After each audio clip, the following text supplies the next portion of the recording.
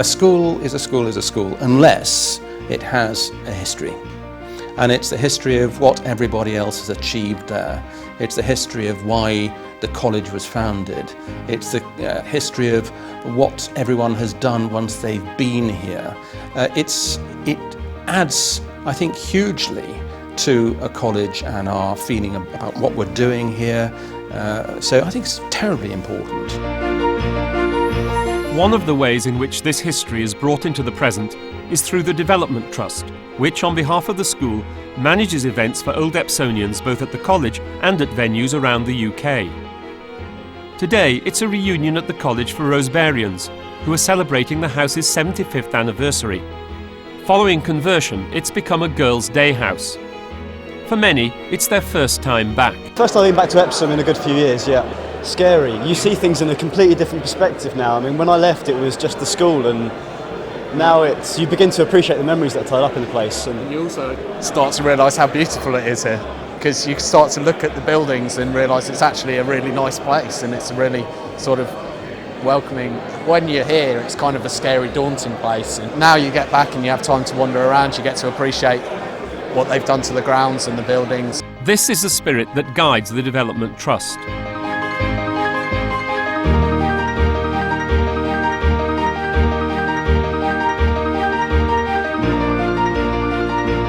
A reunion such as this gives archivist and historian Alan Scadding a chance to talk to pupils who were here as far back as the Second World War, when the school stayed open despite its closeness to London. Bombs and doodlebugs and things like this fell all around it, but nothing actually inside the college itself. No.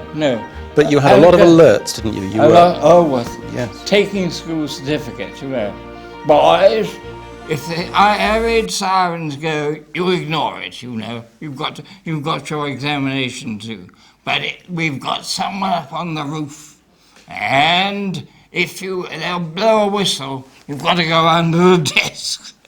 And by God, it happened 3 times. A few years ago, I got an anonymous letter from an old boy, actually admitting that during this time, when they were going under the desks, he had actually looked at someone else's exam paper, and it obviously bothered him for 40 or 50 years.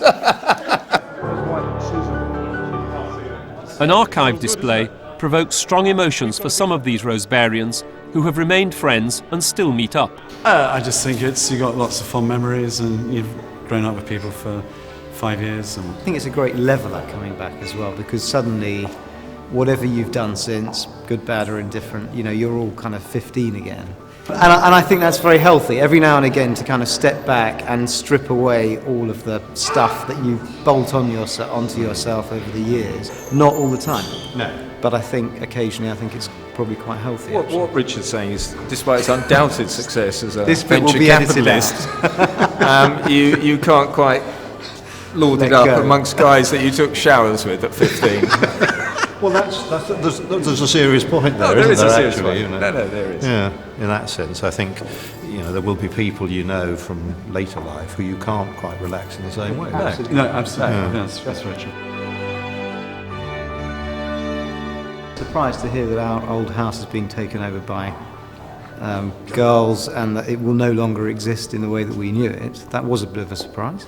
I mean, I come back here and see new buildings and new roads, and the whole thing seems to have changed in that respect, and there are a lot more girls here than there were before. So there's that change as well. But otherwise, I think the same principles are still there. I would hope, but I think it's changed definitely. Girls. Yes. Just finished a BSc in neuroscience. They introduced girls into the sixth form the term after I left, so I'd like to go back and do that again. Yes. And it was never considered in our time, was it? It might have been wishful thinking, but it didn't happen. I was always interested in science, even from when I was very small, but I think it was definitely developed whilst at the college, and I think that's due to large part to the teaching staff. I mean, they really encourage you if you want to go into science, and it's especially important as a woman to go into science and be encouraged in that discipline. So yes, definitely down for teaching. It's not just today's teachers who have a role to play. The Development Trust encourages Old Epsonians to return to help build a relationship with the real world outside the school. It's very important for the school to go and visit people who are well on in their career now, different careers, medicine, the city. We do bring people back to tour and actually to widen the experience of the current pupils. I don't know what the current rate of engineering is, but I suspect it's not as high as it could be. I think as an industry and engineering overall, we need to encourage more bright people to go into engineering. I've come back a bit to do some Oxbridge stuff and telling people about music and things like that. I go back and help on the CCF camps once a year, and it's quite a nice way to catch up with everyone and nice way to sort of help the kids and sort of show my enthusiasm for it when I was there. So I've been programming the robot to do some commands. So at the moment he's putting his legs out to do that twice on both sides. So the computer, you put into the computer and the various commands, and that feeds into. Then it saves into you plug it in. Right. Okay. And then it's got an onboard memory. In my day, it was all sellotapes and elastic bands. It was a bit of a Blue Peter job rather than a robotic with servo motors.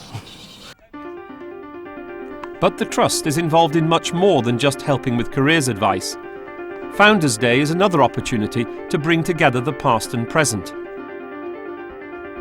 Here's a cricket match between the school's current team and some old Epsonians, who on this occasion lost. Sport has always been a big part of the school. I left here in '81. I was obviously playing a lot of rugby in those days, and I was very lucky because I played for England at various different levels, and culminated in training with the full England squad back in, I think, '86 or '87. Richard Taylor and his brother Ben have a link to Founders' Day. They attended the school as part of a bursary scheme dating back to the school's foundation in 1851 to educate the sons of doctors who had died or whose family had fallen on hard times. My father was a GP, was a doctor, and in 1975 he passed away. I didn't then join here till 1977 in the spring term. And actually, I have to be honest, I had no idea during my time here of the foundation stage. It was probably on Founders' Day in my final term when I was up to receive an award or a prize that I actually said, but what's it for? Our founder wanted to create a school for medical children. Doctors were in a terrible position in the 1850s, and so many doctors who couldn't cure the diseases of the time were dying, and the result was that these the families, often of fairly young men, were left totally destitute, and that was really what this school was for. That school of 100 boys grew very, very quickly. We've changed from a school that was really very much a medical school into a great modern public school. There is still a charitable foundation today that helps children whose families have fallen on hard times. But now it's much wider than just doctors, and it also works with other schools. The Development Trust has a strong link with this scheme, and the headmaster wants to expand it, as he explains to a parent. I've been quite open with parents through the website to say I'd like to have a situation where we were effectively having 10% of our boys and girls on means-tested bursaries. This is a very ambitious aim, but in a way it is even more important than just improving the buildings and facilities. It will give opportunities to more people like the Taylors. I think both of us being here, particularly having lost our father quite young, is you have to learn to take and make decisions that are not always easy. I think something that I certainly did thrive on, didn't realise it at the time, but something I do now, is routine, and I think people at school seem to thrive on routine. Routine is fantastic, but I think one of the great things about Epsom is we were both very happy here, and I think there's a wonderful family atmosphere.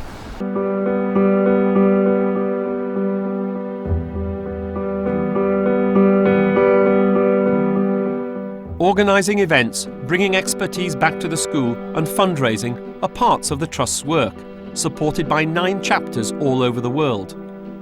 The Trust also keeps in touch with people via publications and the web, sometimes with astonishing results. I came back to Founders Day last year. This is the first time in about 35 years.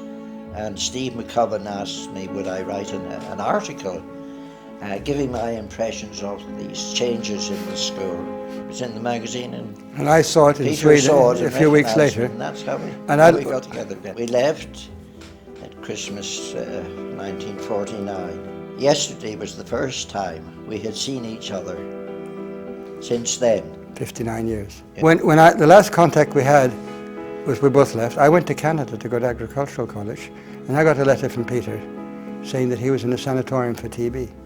A couple of years later, I wrote to one of the addresses I had, and it came back, addressee unknown. And then, of course, when he turned up, he came out of the dead, more or less.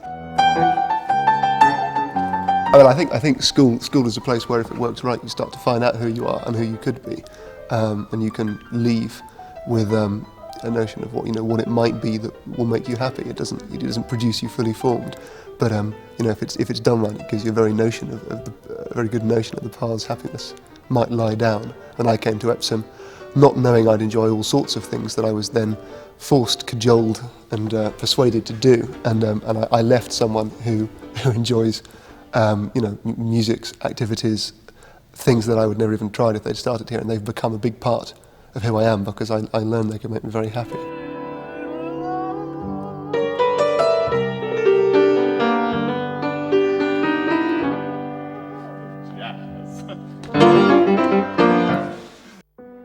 We're coming up here many times. No, that hasn't changed. I certainly remember this corridor.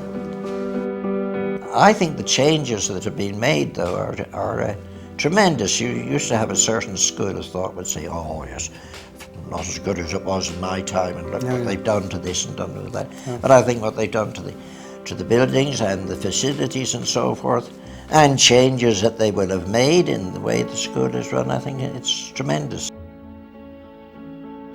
Fire drill, that used to be rather exciting. You had to launch yourselves out of the window with a band round you, and you would go slowly down to ground, governed by a little sort of wheel at the top. What sort of fire drill do you have now? Just going down the steps in the cold. You don't have anything like the fun you did. No, The ones who guide us around, most of them have been very, very sort of open and much more, I think a bit more mature than we were. We were sort of locked up in this sort of artificial all boys, isolated from maybe the real world. And I think they're a part of the real world. You find that once you leave school and once you go to university, a lot of people are sort of very scared in a way being there, but Epsom gives you the confidence to go on and build your character even further, which is so important at university because you're on your own, you're a lot more independent. Had I not have had the structure and the opportunities here, then it wouldn't have made, I don't think, a jot of difference to which university I'd gone to, because if you haven't got the building blocks in place, then at the end of the day, it really doesn't make any difference to what you're going to study because you need all those blocks in place in order to build a foundation of where you're going to be in 20, 30, 40 years. It's important that the school keeps in touch with OEs. I think a lot of whether it's businesses, whether it's other organisations, are always reinventing themselves. And I think if you don't have something against which to measure what you're doing, to have some sort of resistance from tradition or just a reality check from time to time, you can be very carried away with the new. And I think that's a healthy thing actually for any organisation to keep in touch with its alumni.